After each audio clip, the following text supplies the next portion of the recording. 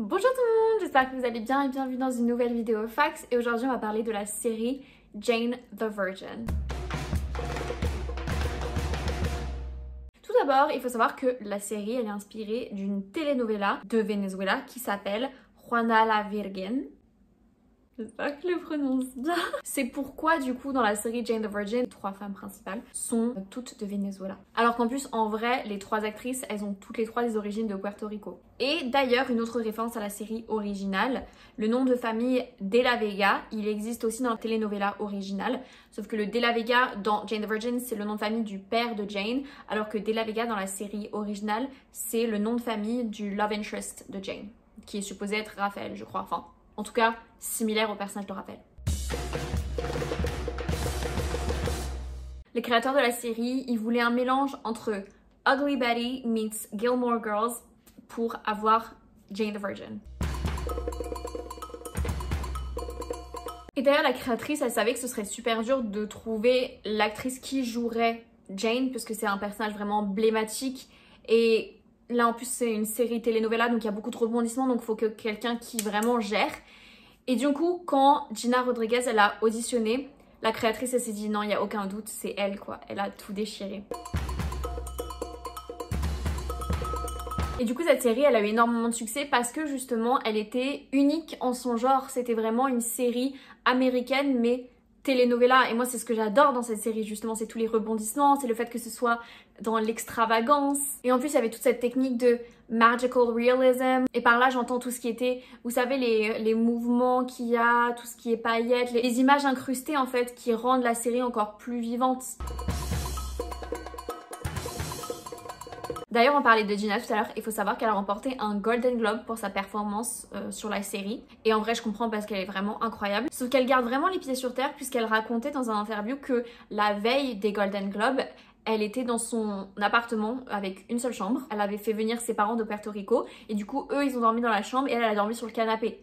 Genre, la veille de remporter un Golden Globe, on pourrait penser que c'est une grande star dans un hôtel de luxe. Et bah non, tu vois, quand même vachement les pieds sur terre. La storyline sur Xiomara qui a un cancer, elle a été inclue dans la série parce qu'il y a des membres de la famille de Justin Baldoni mais aussi de la productrice Jenny Ullman qui était atteinte d'un cancer. Donc ils se sont dit, ça fait partie de la réalité, il faut qu'on l'inclue dans la série. Justin Baldoni, qui jouait Raphaël, il a raconté dans un interview qu'avant chaque scène, il faisait une petite prière parce qu'il explique que beaucoup d'acteurs, avec le temps, ils ont du mal avec l'acting parce qu'en fait ils se dissocient d'eux-mêmes et c'est dur de jouer plusieurs rôles à la fois et du coup lui il faisait une prière pour se recentrer et pour que l'amour, que les énergies viennent à lui pour que l'acting soit naturel finalement. Comme dans la série The Office ou How I Met Your Mother, la femme de Justin Baldoni et sa fille, elles sont apparues dans la série lors des scènes pour les cours de lactation. Même si les écrivains ils avaient prévu depuis le début que Michael il allait mourir, puisque on nous le dit, enfin le narrateur nous le dit dès la saison 1 je crois, que Michael il aimerait Jane jusqu'à son dernier souffle. Donc même si c'était prévu, le jour où il a fallu écrire la scène, ça a été dur pour tout le monde parce que Brett il était apprécié par tout le monde sur le plateau, donc le fait de le faire mourir c'était dur pour tout le monde. Ça a été très dur pour moi aussi, genre vraiment je le redoutais quand j'ai regardé la série, je savais quand est-ce que ça allait arriver, je me suis dit non je voulais pas y croire, mais si. Mais d'ailleurs c'est aussi pour ces raisons qu'ils l'ont fait revenir l'acteur, c'est parce qu'il était tellement apprécié, ils se sont dit déjà dans une telenovela c'est pas anodin qu'il y ait quelqu'un qui revienne à la vie et qui ait une amnésie, donc ils se sont dit bah autant qu'on fasse les choses à fond, on adore Brett, on va le faire revenir. Ça a été filmé cette scène quand le cast découvre que Brett revient. Ils sont en train de faire un table read, donc ils sont en train de lire le script. Vous savez, ils font souvent ça avant de faire les vrais tournages. Ils lisent tous le script pour voir un peu comment ça rend. Et là, du coup, il y a Brett qui arrive, il y a tout le monde qui est en mode genre oh, genre trop étonnée, il savait pas qu'il allait revenir. Et genre c'est trop beau à voir et ça pareil, ça me donne les larmes aux yeux. Enfin, moi de toute façon je suis hyper sensible. Okay. What did she tell you?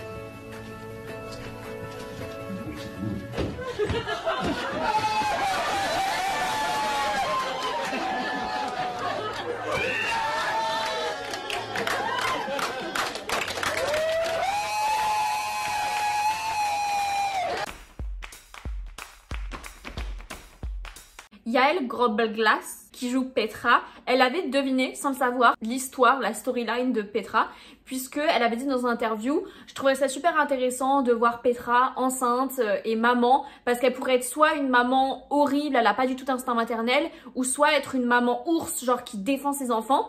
Et en fait, bah, elle avait super bien deviné puisque bah, Petra a eu les deux. Genre elle a commencé comme ça, puis elle a terminé comme ça. Je pensais, et apparemment on était beaucoup à penser que le narrateur c'était Rogelio, mais en fait c'est l'acteur Anthony Mendes, et il a failli pas accepter le rôle parce que quand il a lu le script, la manière dont était décrit son personnage c'était Latin lover avec un accent hispanique typique des telenovelas. Donc ça faisait très stéréotypé, donc il s'est dit pas sûr. Et au final, il a fini par le prendre et sa voix est iconique. Et je crois que ça aussi, c'est un truc que j'aime beaucoup dans cette série, c'est sa voix nous guide pendant toute la série. Des fois, faut être attentif parce qu'il va te donner des hints au début d'un épisode et du coup, à la fin, il dit bah je vous l'avais dit. Enfin, je trouve ça trop drôle. Comme dans beaucoup de séries, il y a énormément de guest stars. Il y a eu Charo, mais il y a aussi eu Britney Spears qui a été utilisée. Vraiment, j'aime pas ce mot utilisé, mais vous voyez ce que je veux dire.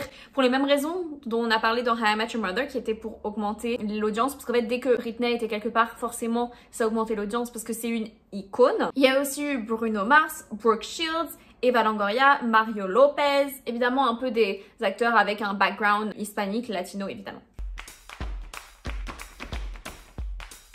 D'ailleurs, le personnage de Brooke Shields, c'est River Fields. Il est inspiré par son nom à Brooke Shields, puisque River et Brooke, en anglais, ça veut tous les deux dire un point d'eau. Et puis Fields et Shields, ça rime. Voilà, ils se sont un peu éclatés. D'ailleurs, on a parlé de Britney Spears tout à l'heure. Il faut savoir que Justin Baldoni, il était trop content de savoir que Britney allait être sur le tournage, comme beaucoup de gens d'ailleurs sur le tournage. Du coup, beaucoup d'entre eux sont venus ce jour-là, alors qu'ils n'avaient pas de scène, ou alors que c'était pas nécessaire qu'ils soient là. Ils sont quand même tous venus pour voir Britney en action.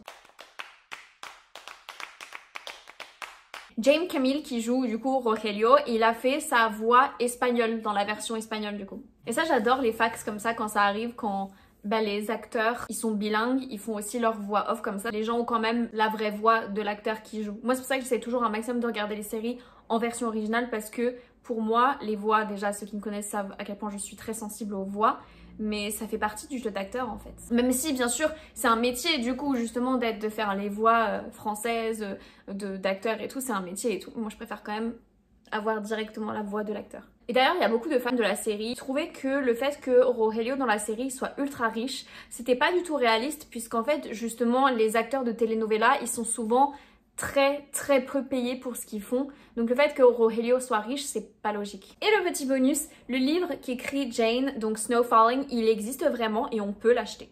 Et voilà, cette vidéo est terminée, j'espère qu'elle vous aura plu. Vraiment, j'aime trop cette série, elle est tellement bien écrite et moi j'adore les séries où bah, t'as un peu un background latino, où ils parlent espagnol, ça m'a fait m'entraîner un peu sur mon espagnol.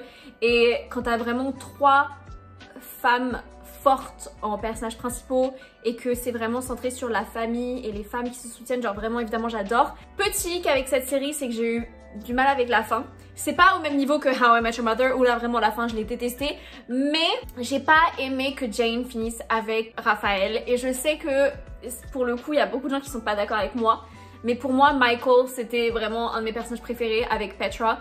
Genre Michael il était tellement drôle, il était tellement solaire, je comprends que tout le monde aimait l'acteur, genre ça se ressentait tu vois.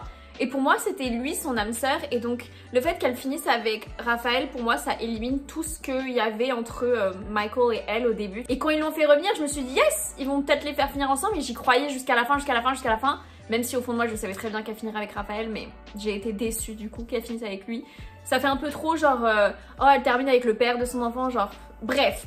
Ça c'était mon petite opinion, dites-moi ce que vous en pensez, je sais qu'il y a beaucoup de gens qui adorent Raphaël et qui du coup sont trop contents qu'ils finissent ensemble. Et vraiment genre je crois que la relation que j'ai préférée le plus dans cette série c'est vraiment la relation entre Jane et Petra. Parce que Petra je l'adore, j'adore les femmes fortes comme ça qui ont un putain de caractère et qui savent pas marcher sur les pieds. J'adore du coup que elle ait vraiment eu cet arc où après on commence à la comprendre un peu plus. Et cette amitié qu'elle développe avec Jane, genre vraiment j'adore, genre c'est un peu cette sororité, j'ai beaucoup aimé.